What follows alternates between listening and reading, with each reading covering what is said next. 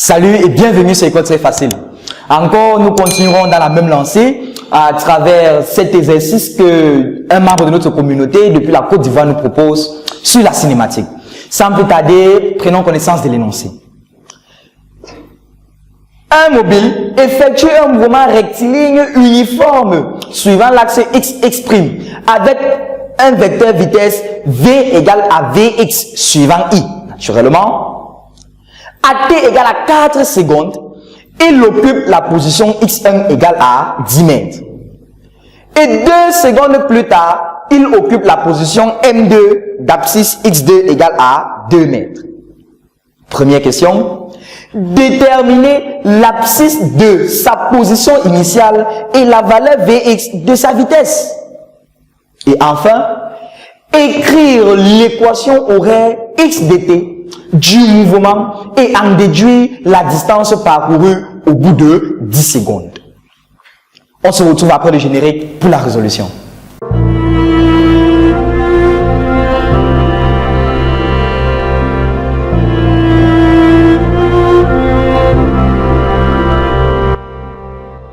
Sans plus tarder, nous allons aborder la résolution de notre exercice. Nous commencerons par la première question. Et à la première question, on nous demande de déterminer l'abscisse de la position initiale du mobile et la valeur v de x de sa vitesse. Formulons la question. Résolution. Première question. Abscisse initiale, nous pouvons le dire ainsi. Abscisse initiale, x0 et vitesse. Voilà les deux grandeurs que l'on déterminera dans cette question. Il est dit, un mobile effectue un mouvement rectiligne. Waouh, un mouvement rectiligne uniforme. Le mouvement étant d'abord rectiligne, ça veut dire que le mouvement se fait sur un seul axe. Et là, on peut constater que ça se fait sous forme sur l'axe x' porté par le vecteur unitaire i.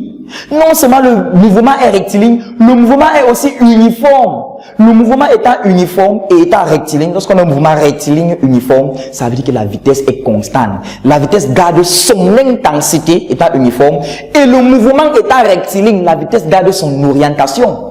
Donc ça veut dire que quoi? Que le vecteur vitesse dans son intégralité reste constant parce qu'il conserve sa direction, son orientation et son intensité étant un vecteur.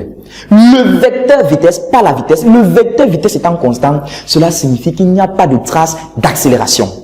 Non dans la variation de l'intensité et non dans la variation de l'orientation.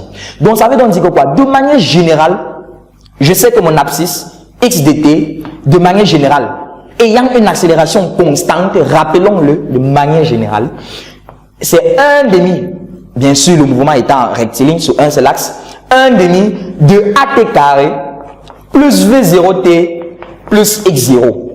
Mais cette fois, nous cherchons x0 qui est l'abscisse initiale et v0 qui est la vitesse initiale.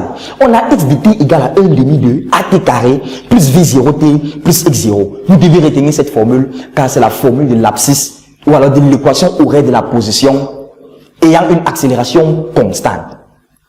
Mais heureusement pour nous, le mouvement est uniforme, donc ça veut dire que l'accélération vaut 0.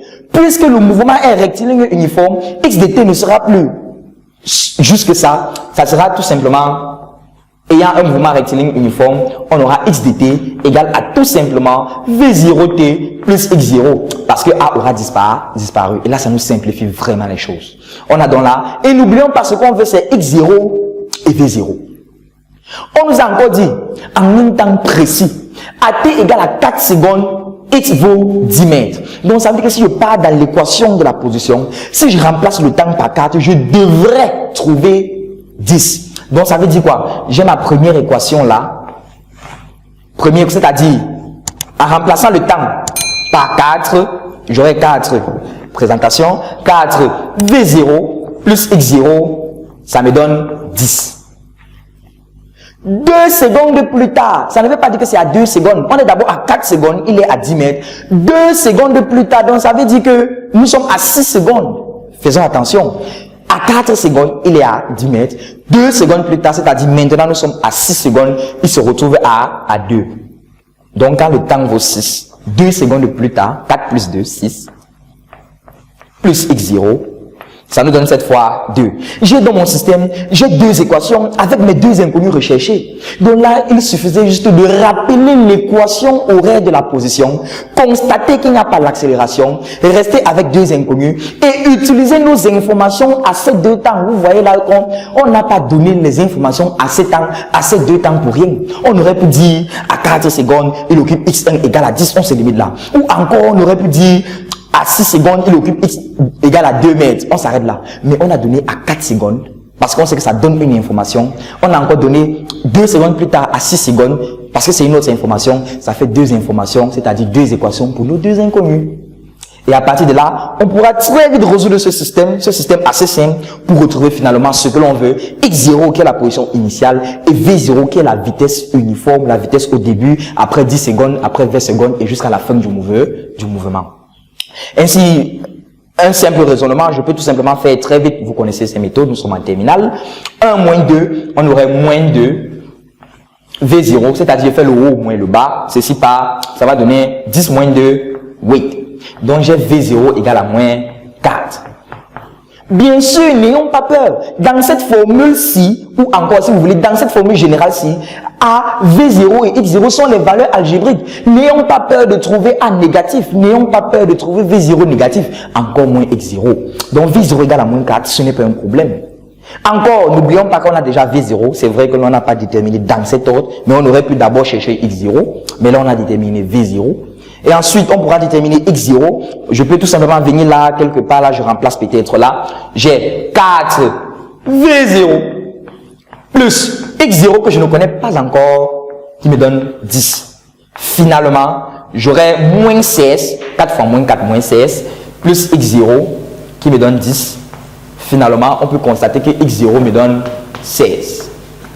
26, je vais dire. 26 mètres. Donc finalement, j'arrive à la conclusion que l'abscisse à la position initiale est 26 mètres et la vitesse initiale, ou alors la vitesse, même pas seulement initiale, la vitesse étant uniforme, la vitesse tout au long du mouvement est moins 4, la valeur algébrique. Étant moins 4, on peut tirer quelle conclusion? Parce que rappelons que V0 est porté suivant I. Si sa composante est négative, ça veut dire que le mouvement se fait dans le sens contraire de l'orientation positive de l'axe. Ça veut dire que si l'axe part comme ça, si le vecteur I part comme ça, mon mouvement est plutôt dans ce sens. Donc la vérité est que la vitesse est 4, mais la composante est moins 4 pour renseigner que ça part dans le sens contraire. On aurait même pu encore affiner la question et dire déterminer l'abscisse de sa position initiale, déterminer la valeur de la vitesse et déduire le sens du mouvement. Le mouvement serait dans le sens contraire du sens positif de mon orientation ou alors de mon axe. Ainsi, j'aurais répondu à la première question avec ces deux volets simultanément. Ainsi, on pourra donc s'engager à la deuxième question. Écrire l'équation horaire x dt du mouvement et en déduire la distance parcourue au bout de 10 secondes. Ainsi, à la deuxième question, on pourra donc écrire l'équation horaire du mouvement. Premier volet de la dernière question. Là, je rappelle de manière générale l'équation horaire de la position, bien sûr, ça veut dire de la position x dt, on l'a rappelé. Le mouvement étant rectiligne uniforme, je me débarrasse de l'accélération et je reste finalement avec ma vitesse uniforme, t plus x0. Ah, c'est un rappel. Et je connais à présent v0 et x0. Donc, je peux donc mettre avec les valeurs. Donc, j'ai x dt, ce que je ne connaissais pas, que je connais à présent. V0, il s'agit du même V0, moins 4t plus 26. Voilà donc l'équation horaire de mon mouvement. Grâce à cette équation, je peux connaître la position en n'importe quel temps. Pour t égale à 2 secondes, je connais où il se trouve. Pour t égale à 8 secondes, je connais où il se trouve. Et on a même encore continué. L'une des beautés de cette équation, on verra dans ce deuxième volet, de déduire. Donc, c'est-à-dire, on va utiliser certainement ce qu'on vient d'avoir, cette beauté, pour déterminer la distance parcourue au bout de 10 secondes. Au bout de 10 secondes, il me suffit juste, puisque là, ceci c'est l'abscisse en fonction du temps, je remplace d'abord le temps par 10 secondes et je vois à quelle abscisse il va se retrouver. Donc, pour t égale à 10, Je m'intéresse à 10 secondes. À 8 secondes, je m'en fous un peu. J'aurais donc, je peux noter ça x10 pour dire après 10 secondes. Non. Il est préférable de dire x à t égale à 10. C'est préférable ainsi. On aurait moins 4 fois 10 plus 26. On aura moins 40 plus 26. Bien sûr, on aura une valeur négative. On aura moins 14. Ainsi, la valeur recherchée à x égale à t égale à 10 secondes, c'est-à-dire après un temps de 10 secondes, on a x égale à moins 14. Mais attention, moins 14 n'est pas encore ce qui est attendu de nous. On demande la distance parcourue. Il se trouvait à quel abscisse? À moins 14. Bien sûr, moins 40 plus 26, il se retrouve à moins 14. Il était initialement où? Il était initialement à 26. Un corps qui était à 26, qui se retrouvait à moins 14, la distance parcourue, donc la différence de ces abscisses. Je tiens à rappeler que ça, c'est l'équation horaire de l'abscisse. En remplaçant t par une valeur, en affectant un temps ici, on ne trouve pas la distance parcourue. On trouve l'abscisse. Maintenant, pour avoir la distance parcourue, on fait donc une différence avec l'abscisse à un temps initial. Ça peut être le temps initial pour avoir donc la distance parcourue. Donc, en levant de notre tête qu'on aurait eu la distance directement, on a eu cette abscisse. Et maintenant, finalement, la distance recherchée, c'est quoi? L'abscisse finale moins l'abscisse initiale, qui sera l'abscisse finale. L'abscisse finale, bien sûr, qui est moins 14, moins l'abscisse initiale qui est 26.